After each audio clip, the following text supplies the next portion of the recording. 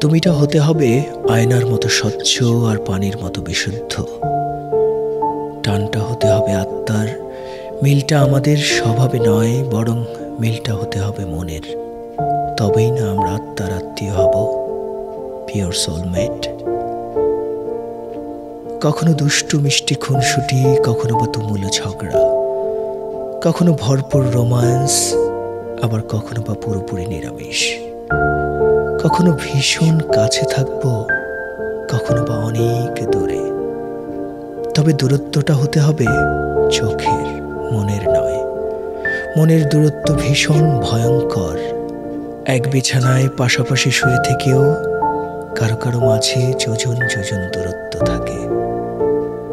আমরা চোখের আড়াল হব, তবে মনের নয়। তুমিটা হতে হবে মনের সব থেকে কাছের। যেমন হৃদয়ের কাছে থাকে স্পন্দন, যেমন নিঃশ্বাসের সাথে থাকে প্রাণের অস্তিত্ব। আমি একটা বিশুদ্ধ তুমি চাই। আমাদের মাঝে দূরত্বটা হবে আপনি অব্দি। রেগে গিয়ে আমি তার দূরে নয়, বরং শক্ত করে জড়িয়ে বুকে মিশতে চাই। অভিমান জমলে ঠোঁটের আদলে, ঠোঁট ছুঁয়ে তীব্র কম্পনে চোখের পাতা ভেজাতে চাই। ঘৃণা করি বলেও প্রচণ্ড ভালোবাসতে চাই। আমার তুমিটা হতে হবে ভীষণ জেদি, যে আমায় পাওয়ার জেদে অটল থাকবে।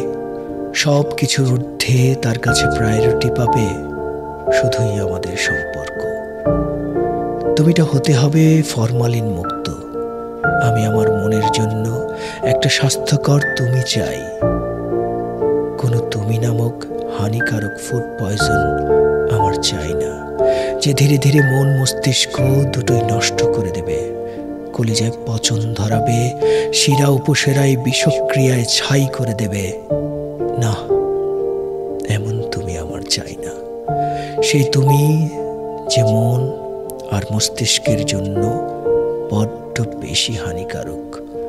তুমিটা হতে হবে আমার ভালো থাকার মেডিসিন, কোনো নেশাতুর ড্রাগস না।